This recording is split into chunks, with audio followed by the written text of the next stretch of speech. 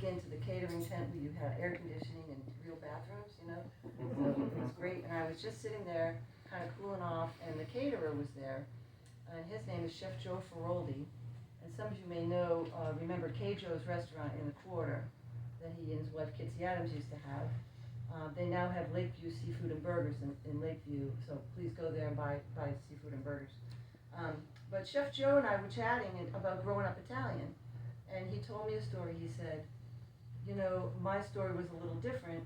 My father was an Italian prisoner of war, and my mother was a local Sicilian girl here in the French Quarter in New Orleans, and they met during the war. I'm like, whoa.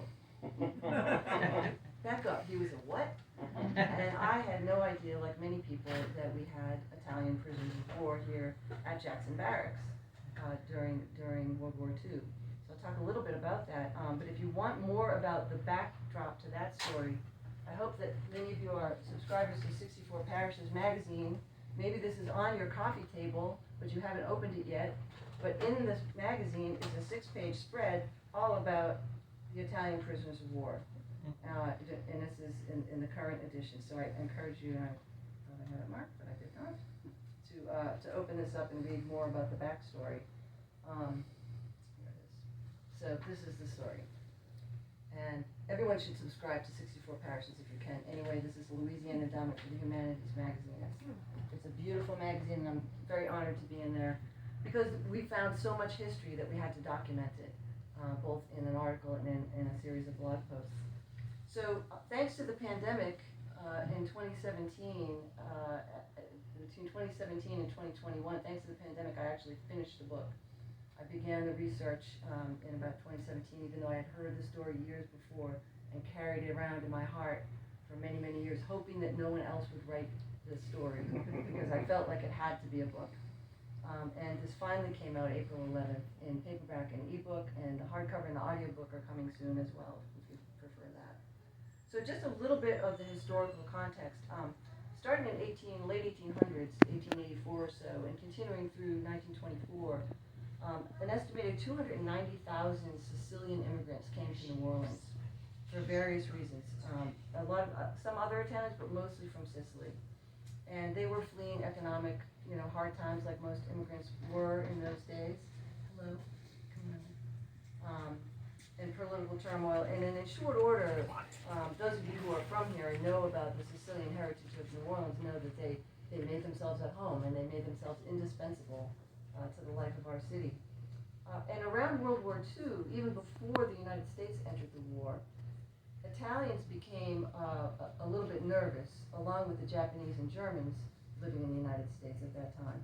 In 1940, the Alien Registration Act was passed and required all non-citizen aliens, all non-citizens 14 years and older in the United States to register as quote-unquote enemy aliens, which, as you can imagine, was very unnerving for people. Most of us know about the shameful and horrible detention of Japanese Americans and Japanese citizens during World War II in the camps. There were, in fact, some Germans and Italians also that were interned, although nowhere near, of course, the numbers of the Japanese. And some of them were even deported. Famously, a lot of them were detained, and later famously, Joe DiMaggio's father was detained because he was not a citizen, which caused a stir.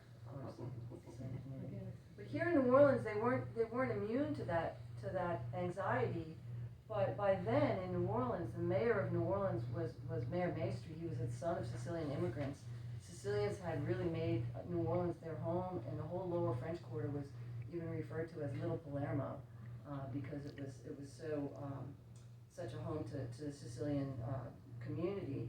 They were active in all facets of business and had restaurants and corner stores, and they were proud Americans.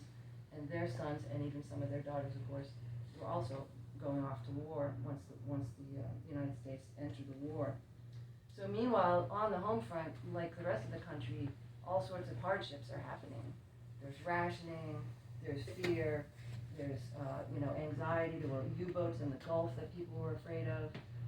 So people really lived with that constant threat, much like we've lived with the constant threat of COVID in the last couple of years. And Kim actually has a wonderful article about that, I think, also in 64 Parishes, that drew parallels there. But also at that time, it's a big turning point for women. women for the first time are going to work outside the home in the family businesses. They're going to work in factories and in wartime industry.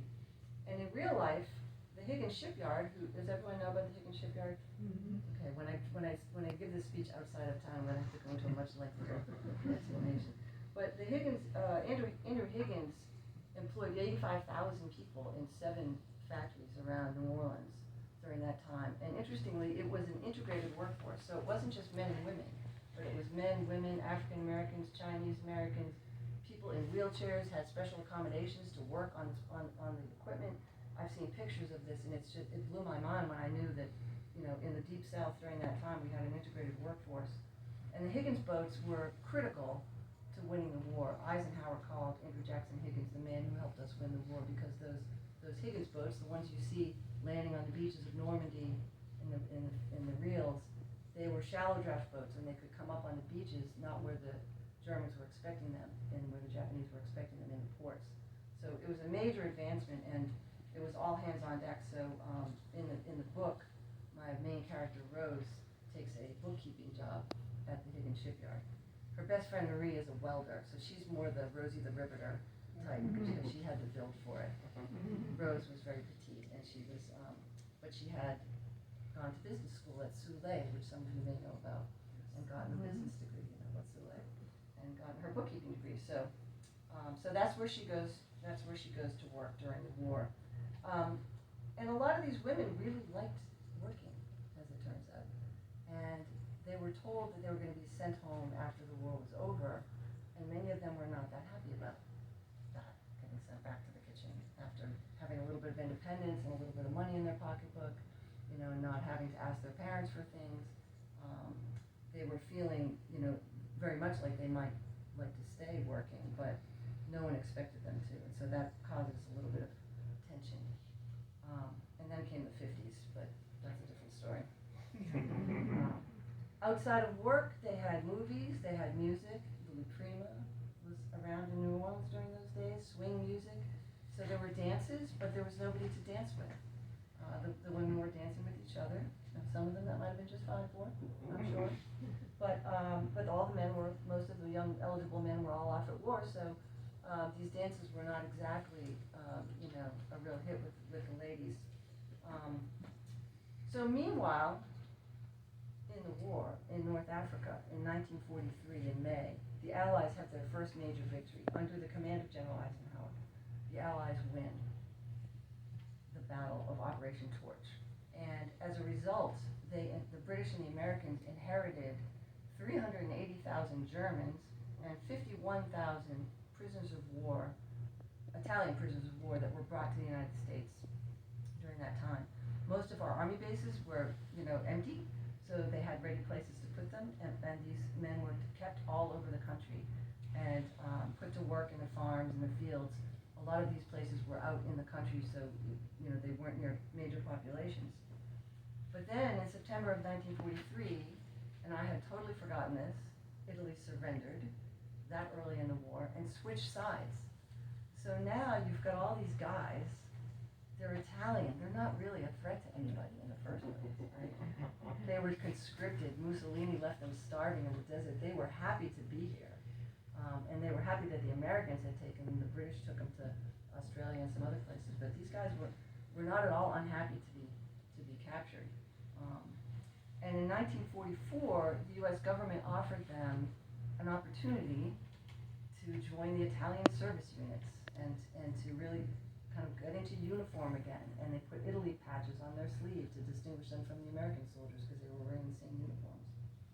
And most of them signed up, and very few, if any of them, tried to escape, which is incredible, because people always ask, well, why didn't they, when they were out working, why didn't they just try to leave? Because where would they go, first of all? And second of all, they were being extremely well treated.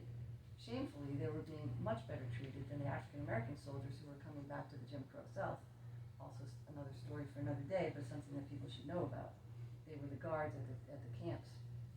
So these guys, the Italians, about 1,000 of them were eventually housed at Jackson Barracks, right down the lower Ninth Ward. There were Germans as well, but they kept them separate. They didn't like each other very much, as it turns out. There were also Italians at Camp Plush. There were Germans and Italians all over Louisiana.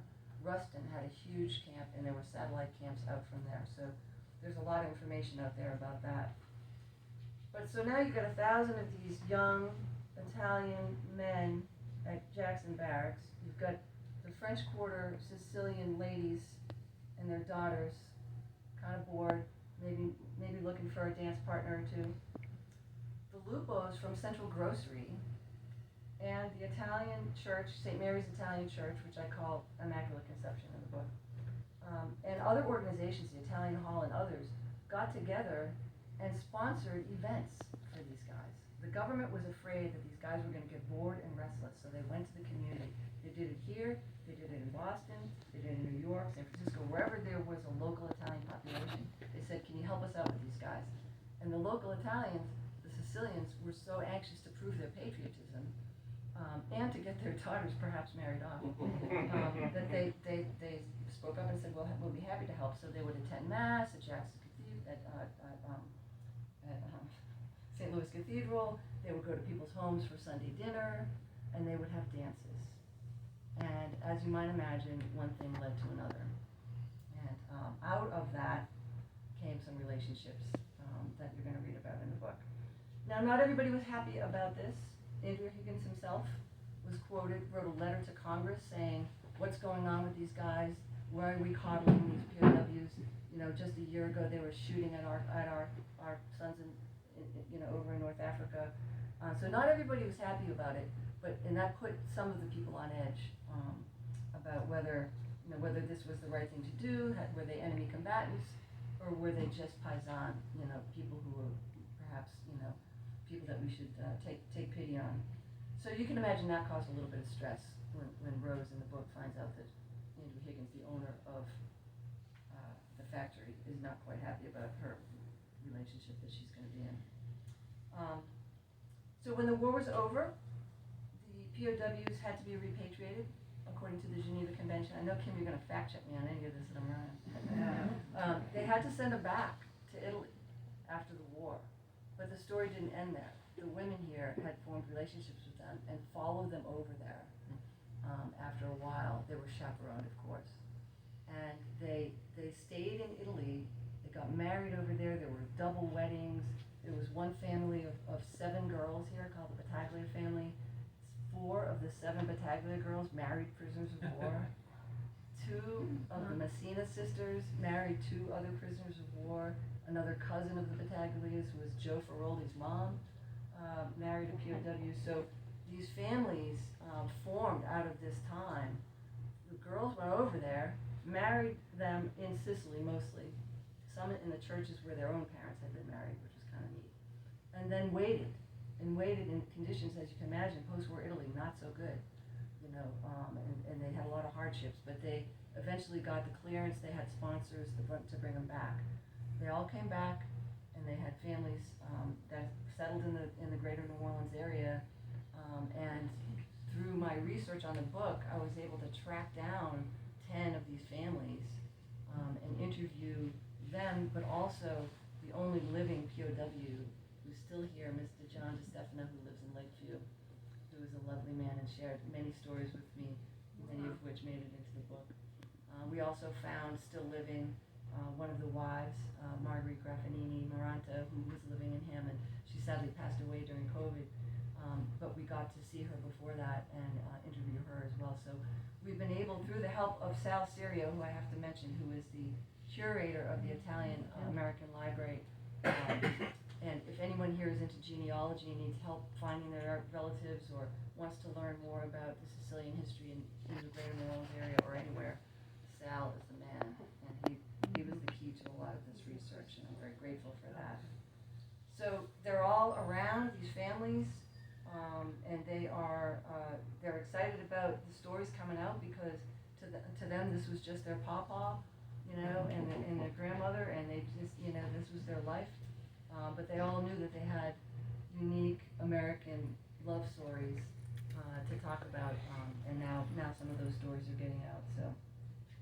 So with that, I can answer some questions if anybody has them. I want to do a little reading from the book as well, but I'll stop there for a minute in case there's any questions about the history or the background about any of that, or anything I left you know more about than I do.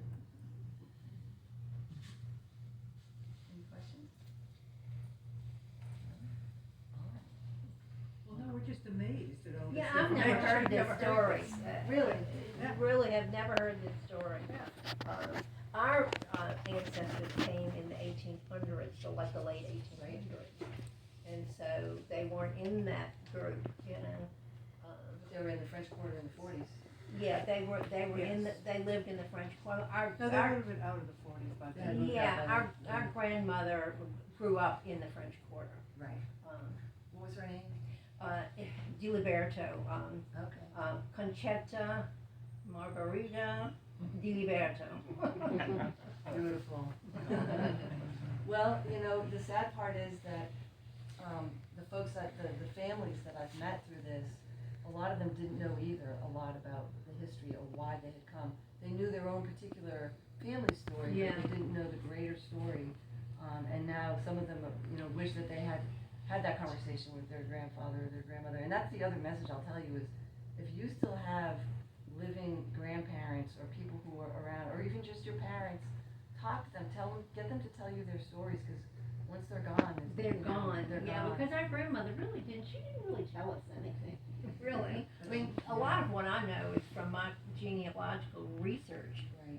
A few Sicilian curse words. Yeah. You gotta have the curse words. Yeah, there's a few of them I've tried to figure out what they mean. They mean You knew it wasn't, good because of the way they were. No, my own grandmother came from southern Italy, and she had a lot of colorful expressions herself. And then you would go to look them up, and they didn't make any sense at all. Her favorite was angulazzi, which was her curse word, which means your aunt's ass. Why is that a curse word? I don't know, but that's what she said. So we grew up saying that to each other. And then someone who spoke Italian said, "Why are you saying that?" Bastaguna was the one our grandmother used to say, and I've tried to find it in Sicilian dictionaries, not found it. No, I think it dialect. means enough, you little punk. Quite possible. Basta means enough. So Yeah, so I think that Guna is that's probably and Testadora. exactly. Testadora, yeah. Yeah. Hard head. You're right. And that's actually in here. Yeah, Elisa, when Colson Whitehead toured for the Nickel Boys, which is a book based on actual events, but it's a novel. I can't believe you're talking about Colson Whitehead at my Well, office. that's- Makes me feel like a real author. That was my intent. Yeah. So, but he was asked, why did you want to deal with this material in fiction? Right, And his answer, he gave a funny, long answer, but the essence of it was, I'm a novelist. right. And what is dealing with this material in fiction allow you to do, or what are some of, how did you think about that, given that these are actual events? Yeah, no, it's a great question. First of all, I think at first I naively thought, I'm too lazy to write a nonfiction book. You have to have footnotes in that. Little did I know how hard it was to write a novel. But part of it was I didn't have all the information. I couldn't get all the information, and it would have taken decades to do that. And part of it was I knew that I wanted the story to kind of to live outside of the actual real characters and to have it be a narrative. And frankly, it wasn't until probably halfway through working on the book, and Allison can check me on this, that I actually even knew what the story was about, and that it was Rose's story, that it was the woman's story, and that she would work at the Higgins shipyard, which did not happen for any of these women that were part of the family. So it is absolutely fiction. There are real people in it. Andrew Higgins is in it. Louis Prima's in it. Some of the families are named. Some of the families have names of people that I grew up with, which is the fun part of writing fiction. You can, I did change one name because there's a very mean girl in the book, and I had her named after a girl who was mean to me. Then the lawyers said. Then I figured she might still be around and read it, and so I changed it to the name of one of my dead aunts who was also mean to me. No one in the family liked her anyway. You'll see. Yes. I have a question. I hope it's not too selfish, because I don't know if it's still, included in your limelight, but when I read the little summary of your book, I was so intrigued how you took a real life story, spent it and put the history part in it, and made it and brought it full circle. I want to tell my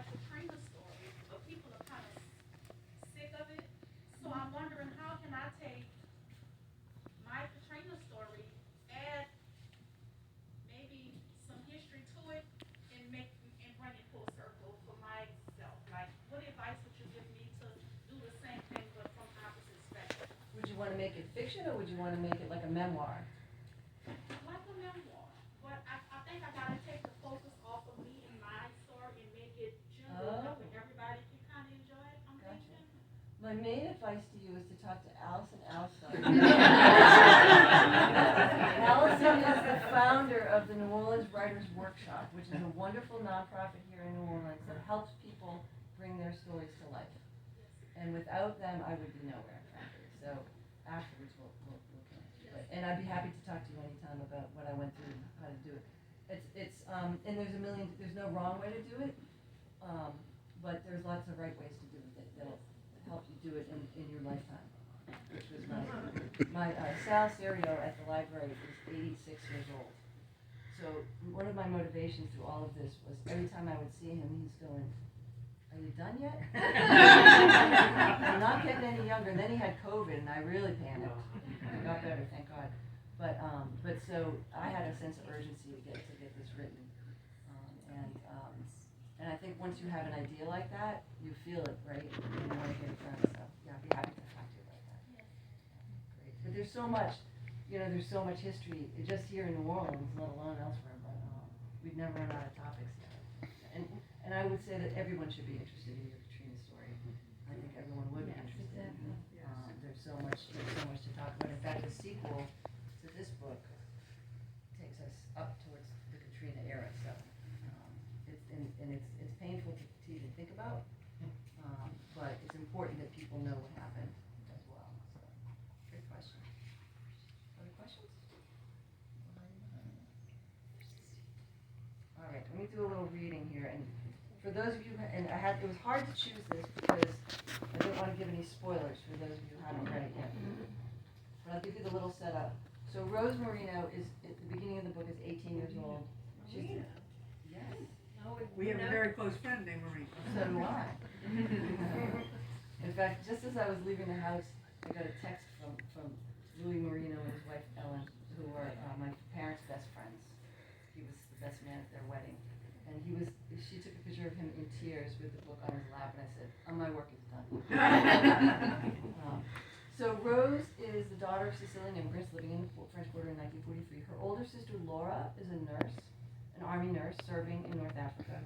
Her older brother Giovanni is serving in the Pacific, so they're both in the army. And Rose, she feels, is stuck at home, living with her parents, working in the grocery store for no pay. And she's just anxious to be doing something more, with her life. She's coming, when the passenger is going to read, she's coming from a job interview for the bookkeeper at the Higgins shipyard.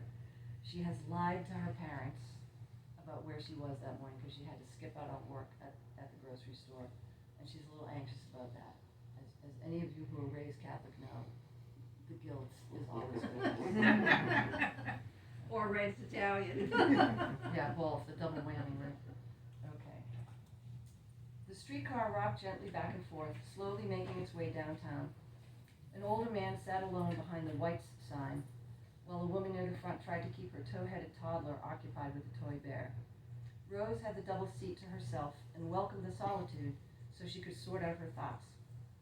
She leaned her head toward the open window. The breeze was fresher here by the bayou than it was in the crowded quarter. She watched people going about their business, a woman sweeping the sidewalk in front of a shop.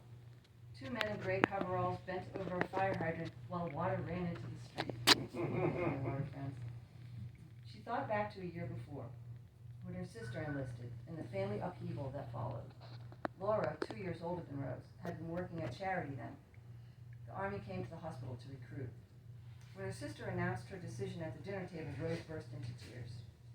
Their father remained silent, but their mother exploded. "Always trying to prove something. You think you're better than us? You're not. I forbid it." But it was too late. Laura had already signed the paperwork. Rose still saw her sister's unflinching face, heard her voice, its firm resolve. "I want to serve, just like Giovanni." Their mother had scoffed. "You're not Giovanni. Nowhere close." Her mother had stood knocking back her chair and leaving the rest of them at the table. Worse, she refused to go to the dock with Rose and her father to see Laura off. Now Rose had her own decision to announce, and her mother's spiteful words rang in her head. But so did her sister's bravery. Rose wondered about her own motivations. Did she think she was too good to work in the store? No, she told herself. The job at Higgins was just for the duration of the war. To do her part. Still, she had to be truthful. There would be other benefits. She'd be using her brain at the factory, meeting new people, finally free from the monotony of selling groceries. Her parents had poured years into the store. Was it so wrong to want to reach for something more for herself? As she walked from the streetcar towards home, she took notice of other women, some dressed for work in shops and offices. She pictured herself at the shipyard wearing sharp suits like Rosalind Russell in His Girl Friday. Even with the rationing, it would be nice to buy clothes with her own money rather than always having to ask her parents. Of course, she'd share some of her earnings with the family, but most of her paycheck would go into the red community coffee can she kept hidden under her sister's bed, where she'd slowly accumulated coins and dollar bills from birthday and holiday money over the years. The can was a savings account for her secret dream, having her own place one day. She took a right onto St. Philip Street toward the river, allowing herself to pause for a moment in front of her favorite house, a tiny cottage on the corner of Burgundy, painted white with a bright yellow door and matching gingerbread trim. She tried to peek inside many times, but the lace curtains were always drawn. The house couldn't hold more than a few rooms, and in her imagination, she decorated them with tasteful modern furnishings. No plastic on the sofa, no dusty lace doilies on the tables. Until now, such fantasies seemed out of reach. The only women she knew who lived alone were widows and spinsters. But working at Higgins could change things. A few days ago, the job at the factory was only a remote possibility. Now, she felt certain she needed to be there, that her whole life, her real life, depended on it. Of course, none of her hopes would matter to her parents. Non diventare troppo testardo, they'd say. Don't get too big-headed. At last, she reached home. She stared at the back of the building her family rented, its peeling greenish paint, the rickety balcony overhanging the courtyard. How worn and run down it all looked compared to the factory. She felt a tug at her heart. She loved her family, but the thought of being trapped here her whole life made her want to scream. She ducked in the rear door, trying not to make any noise on her way up the back stairs to the apartment on the second floor. As she changed into the old skirt and blouse she wore most days, hand-me-downs from her sister, she prayed for divine assistance, how to admit the lie to her parents, how to gain their permission to take the job, when she knew it would only disrupt what was left of the order of things with Giovanni and Laura away. The longer she waited, she knew, the worse she would feel. And Mr. Sullivan was right, the war wouldn't wait. Tonight, she decided, at dinner, like Laura.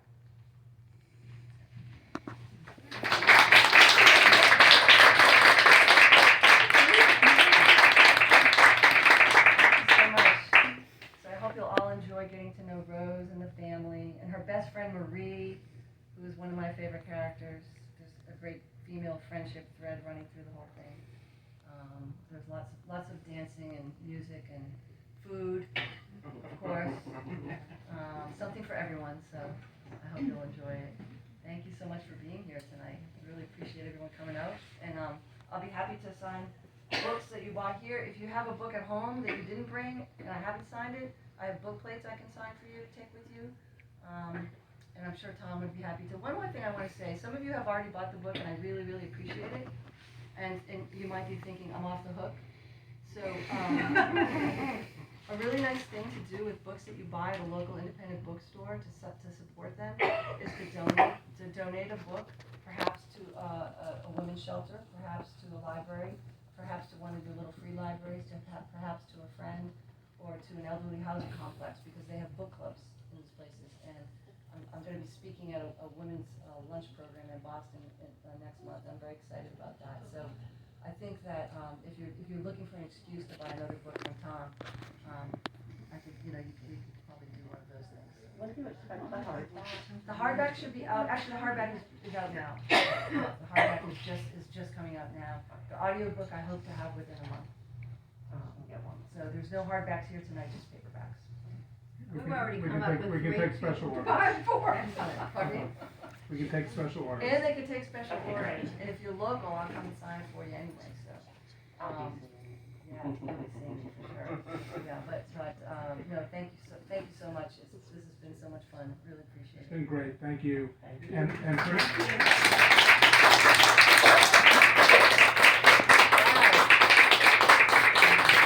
Overflow over there. okay, so, and for anybody who